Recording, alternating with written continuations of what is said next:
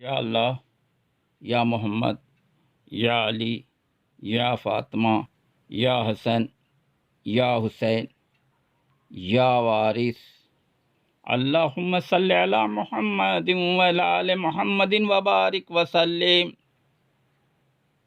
اسماء عالیہ وارثیہ میں اسم اللہ ذات ہے، باقی اسم اعظم ہیں۔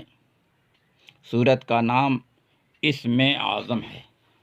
اللہ اللہ، کیا شان ہے کہ خالق کون و مکان کے ایک فرمان کن فیکون نے یہ کشم دکھایا کہ حسیدہ ہزار عالم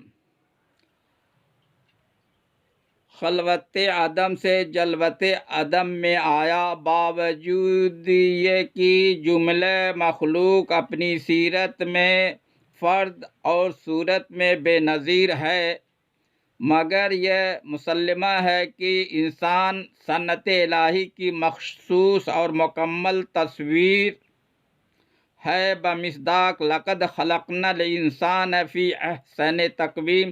جس طرح ذات ایزدی یکتا و بے ہمتا ہے، اسی طرح یہ ہیکل انسانی اس قدرت کاملہ کی بے مثل نشانی اور تمامی مخلوق سے افضل و ممتاز ہے، اور خطاب لقد کرمنا بنی آدم سے سرفراز ہے، بلکہ خاص اسی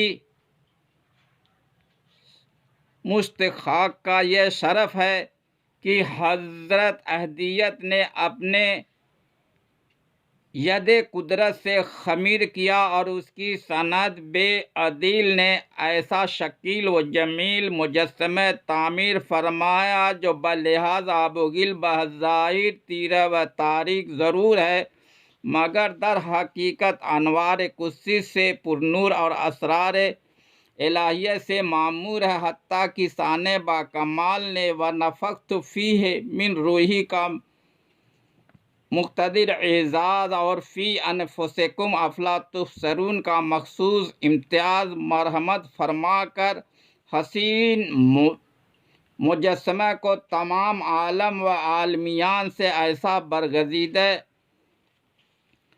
و ممتاز کیا کہ معراج معرفت میں علم آدم الاسماء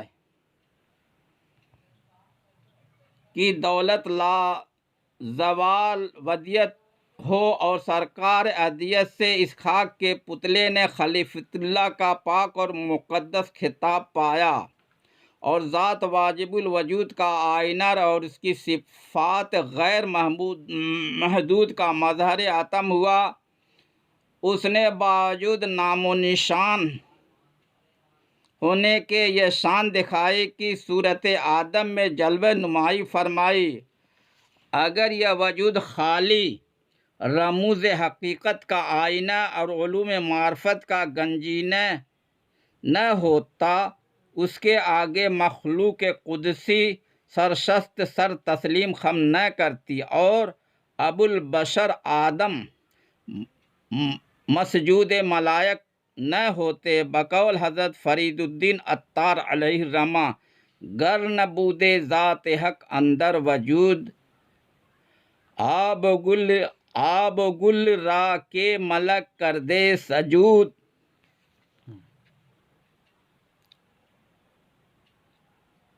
فقیر اوگھر شاہ صاحب نے لکھا ہے کہ عین زمانہ عرس میں پیران کلیہ شریف پہنچا، خلقت کا ہجوم تھا جس میں درویش بھی ہزاروں تھے، چنانچہ بعض فقراء سے بھی ملاقات ہوئی، لیکن والد مرحوم اکثر فرمایا کرتے تھے کہ جھنگا شاہ اور میران شاہ اور جعفر شاہ ہمارے ملنے والے ہیں، اور در حقیقت وہ فقیر ہیں۔ یہ ارشاد مجھ کو یاد تھا اور ان کو تلاش کرتا تھا، مگر باوجود جستجو کے 2 روز تک ان حضرات کی زیارت نہ ہوئی۔ اتفاق سے ایک شاہ صاحب نے بسبیل تذکرہ جعفر شاہ کی تعریف کی تو میں نے پوچھا کہ وہ کہاں قیام پذیر ہیں؟ کہا کہ احاطے کے باہر بلند دروازے کے قریب ملیں گے۔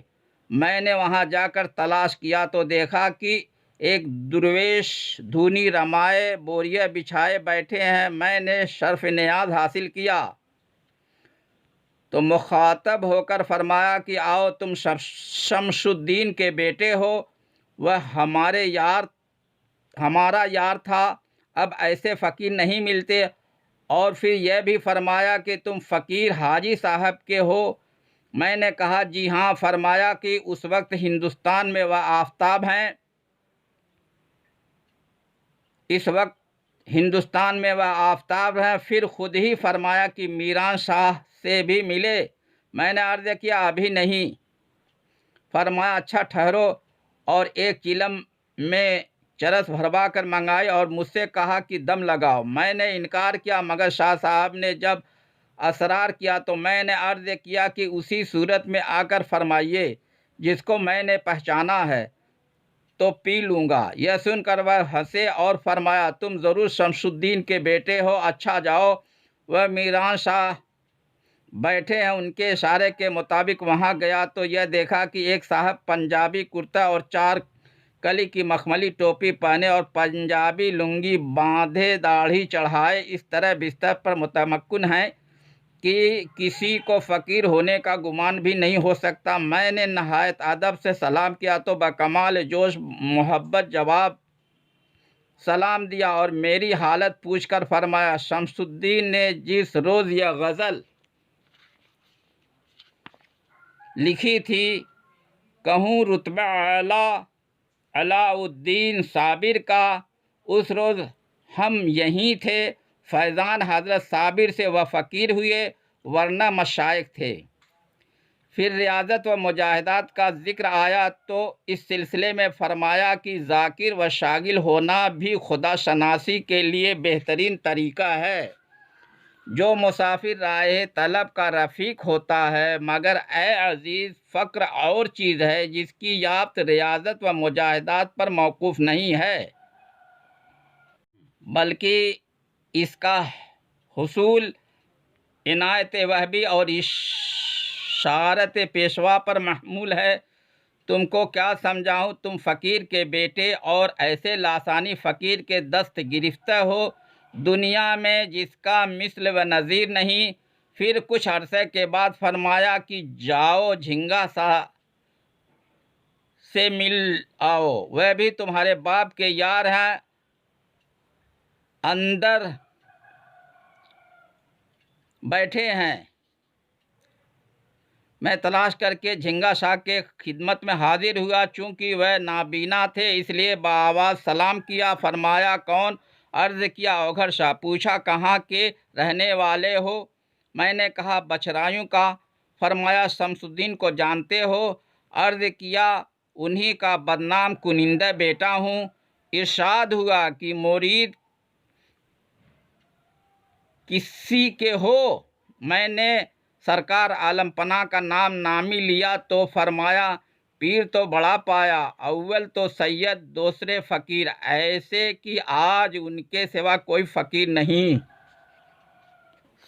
صاحب رشاد الص اوگھر شاہ صاحب نے حضور انور وارث پاک کے وصال کے واقعات لکھا ہے کہ 3 بجے کے بعد حکیم یعقوب بیگ صاحب نے نبض دیکھی تو بےتاب ہو کر رونے لگے۔ فیضو شاہ صاحب شربت انار میں پانی ملا کر لائے اور 1 چمچہ حضور کو پلایا، مگر دوسرا چمچہ تو وہ فروز نہ ہوا۔ اس وقت میں بھی جناب والا کے پاس حاضر تھا اور ایک ہاتھ سے سر اقدس کی حرارت اور ایک ہاتھ سے قلب اطہر کی حرکت دیکھ رہا تھا۔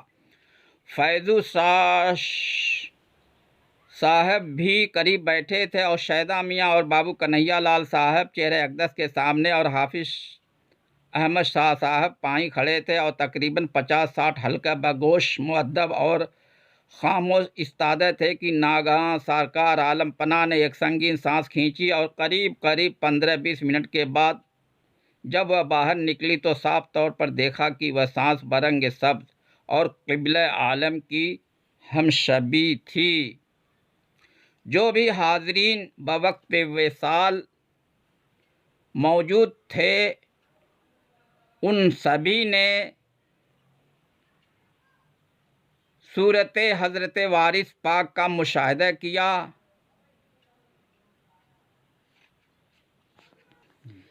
اس واقع وصال سے فنا و بقا کا مسئلہ حل ہو جاتا ہے۔ یا وارث یا وارث یا وارث۔